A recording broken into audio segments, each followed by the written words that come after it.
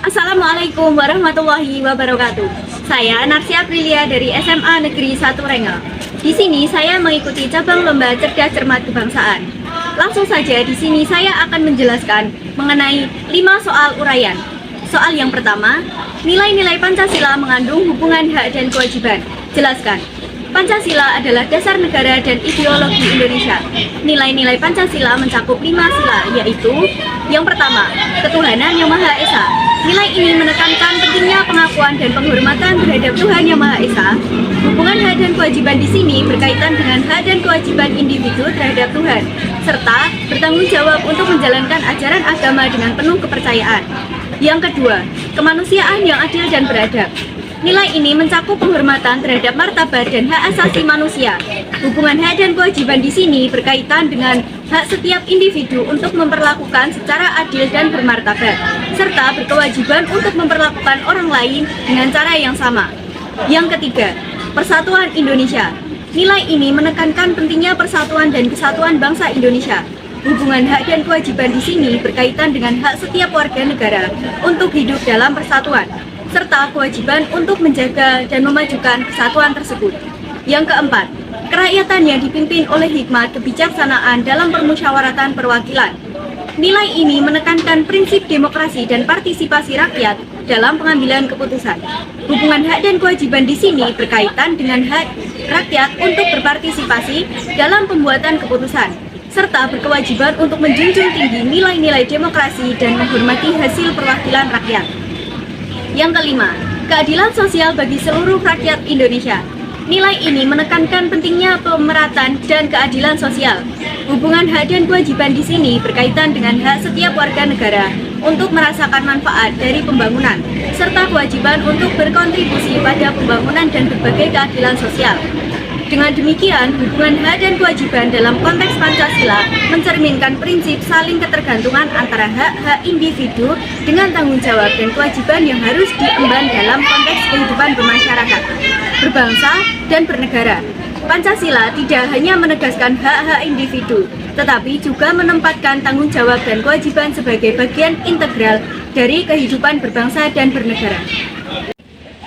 Soal yang kedua, tunjukkan bukti-bukti rasional yang menyatakan Pancasila adalah nilai dasar fundamental bagi negara Indonesia. Pancasila dianggap sebagai nilai dasar fundamental bagi negara Indonesia atas beberapa alasan rasional yang mencakup aspek-aspek filosofis, sejarah, dan praktis. Berikut adalah beberapa bukti rasional yang mendukung pandangan tersebut. Yang pertama, falsafat negara. Pancasila diakui sebagai filsafat negara Indonesia.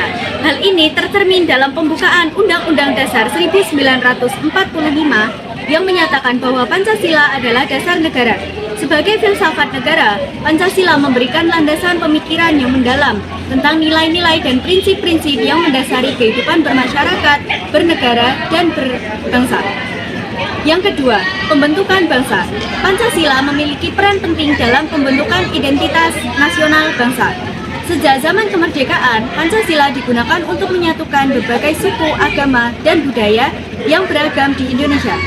Dengan mendasarkan negara-negara nilai universal seperti kemanusiaan, keadilan, dan persatuan, Pancasila menjadi dasar pembentukan dan pemeliharaan kesatuan bangsa. Yang ketiga, asas hukum. Pancasila diakui sebagai asas hukum dan panduan dalam pembentukan perundang-undangan di Indonesia. Banyak undang-undang yang kebijakan negara yang merujuk pada nilai Pancasila sebagai landasan normatif. Ini mencerminkan pentingnya Pancasila dalam membentuk sistem hukum dan memberikan dasar moral bagi hukum Indonesia. Yang keempat, kehidupan sosial dan politik. Pancasila memainkan peran kunci dalam kehidupan sosial dan politik Indonesia. Partai politik Indonesia, misalnya, diharapkan untuk mengakui dan menerapkan Pancasila dalam program dan kebijakannya. Pancasila juga menjadi acuan dalam berbagai kebijakan pemerintah yang bertujuan untuk mencapai kesejahteraan sosial dan kekeluargaan. Yang kelima, kerangka kerja pembangunan.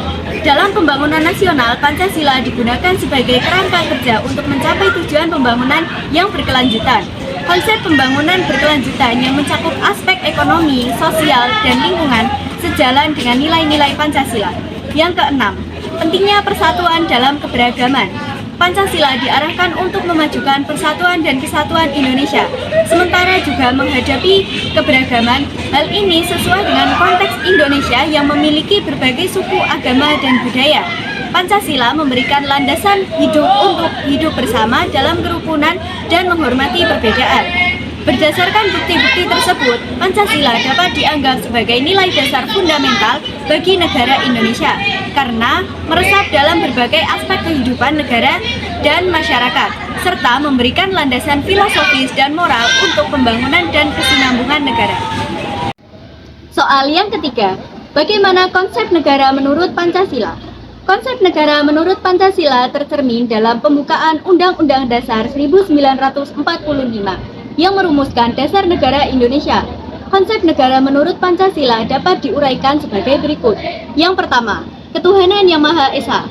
Negara Indonesia berlandaskan pengakuan dan penghormatan terhadap Tuhan Yang Maha Esa. Konsep ini menunjukkan bahwa keberadaan negara tidak terlepas dari dimensi spiritual dan moral. Yang kedua, kemanusiaan yang adil dan beradab. Negara diarahkan untuk menciptakan kondisi yang adil dan beradab bagi seluruh warga. Konsep ini mencakup pengakuan hak asasi manusia dan martabat manusia sebagai landasan dalam membangun masyarakat yang adil. Yang ketiga, persatuan Indonesia. Pancasila menegaskan pentingnya persatuan dan kesatuan bangsa Indonesia. Konsep negara ini menekankan bahwa keberlanjutan negara Indonesia tergantung pada pemeliharaan persatuan di atas perbedaan suku, agama, ras, dan golongan. Yang keempat, kerakyatan yang dipimpin oleh hikmat kebijaksanaan dalam permusyawaratan atau perwakilan. Konsep ini mencerminkan prinsip demokrasi dalam penyelenggaraan negara. Rakyat memiliki hak untuk berpartisipasi dalam pembuatan keputusan melalui perwakilan atau musyawarah, dan negara berfungsi sebagai wadah pengayoman bagi masyarakat. Yang kelima, keadilan sosial bagi seluruh rakyat Indonesia. Negara bertanggung jawab untuk menciptakan keadilan sosial bagi seluruh warganya. Konsep ini menekankan perlunya pemetaan pembangunan distribusi kekayaan dan peluang sehingga semua warga dapat menikmati hasil pembangunan secara adil.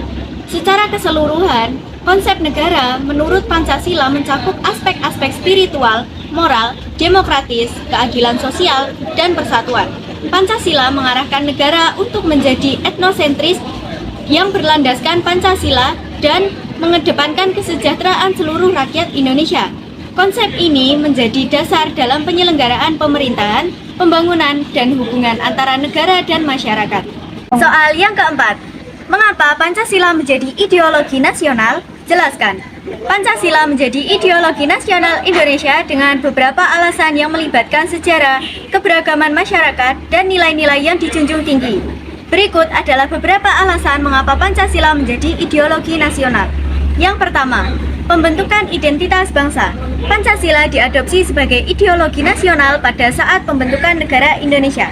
Saat itu, Indonesia baru saja memproklamasikan kemerdekaannya pada tahun 1945. Pancasila dipandang sebagai landasan ideologis yang dapat menyatukan berbagai suku, agama, ras, dan golongan dalam satu identitas nasional yang kokoh. Yang kedua, menyatukan keberagaman. Indonesia merupakan negara yang kaya akan keberagaman, suku, agama, budaya, dan bahasa.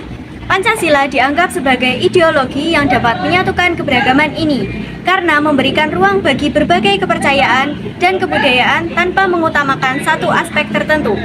Yang ketiga, cegah radikalisme dan ekstremisme. Pancasila dirancang untuk menciptakan negara yang adil, demokratis, dan berkeadilan sosial. Nilai-nilai Pancasila seperti toleransi, persatuan, dan musyawarah menjadi alat untuk mencegah radikalisme dan ekstremisme yang dapat mengancam stabilitas nasional. Yang keempat, dasar hukum dan konstitusional. Pancasila diakui sebagai dasar negara dalam Undang-Undang Dasar 1945.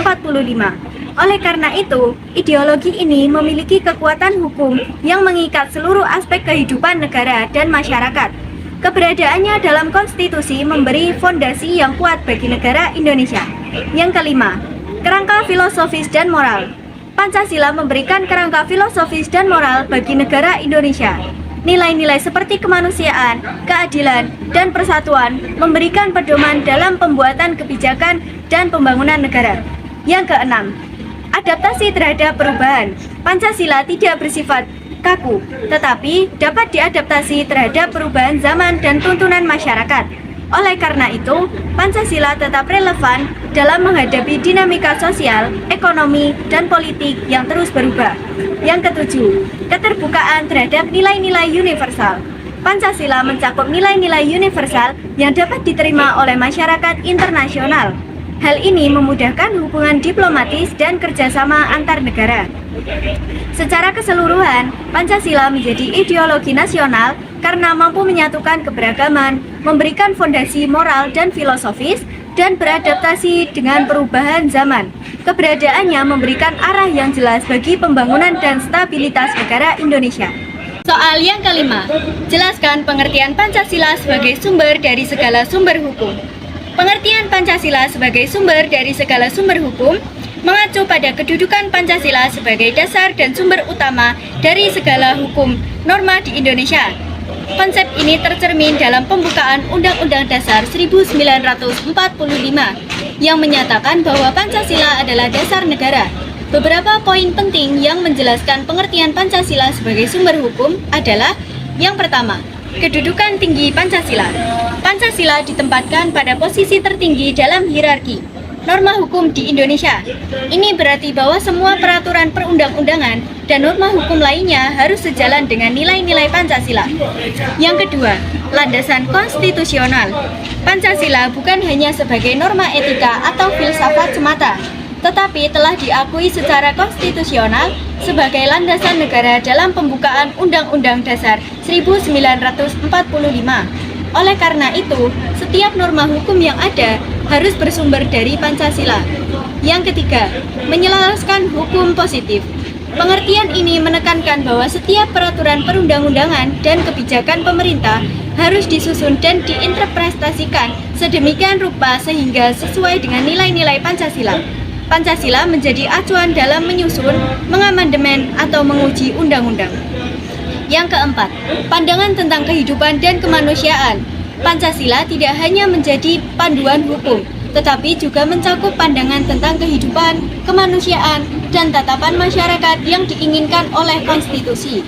Oleh karena itu, norma hukum yang diharapkan mencerminkan visi dan misi Pancasila terkait dengan keadilan, kemanusiaan, dan persatuan. Yang kelima, Pancasila sebagai filter. Konsep sumber dari segala sumber hukum menunjukkan bahwa Pancasila berfungsi sebagai filter atau selektor bagi seluruh norma hukum yang ada di Indonesia. Jika suatu norma bertentangan dengan nilai-nilai Pancasila, maka norma tersebut dianggap tidak sah atau tidak dapat ditetapkan. Pengertian ini menggarisbawahi pentingnya Pancasila dalam membimbing dan mengarahkan pengembangan hukum di Indonesia. Pancasila bukan hanya sebagai semacam slogan atau deklarasi, tetapi diimplementasikan secara konkret dalam pembuatan dan penetapan hukum di seluruh tingkatan. Sebagai sumber hukum utama, Pancasila memastikan bahwa norma hukum yang ada sesuai dengan nilai-nilai dasar negara dan tujuan pembangunan nasional.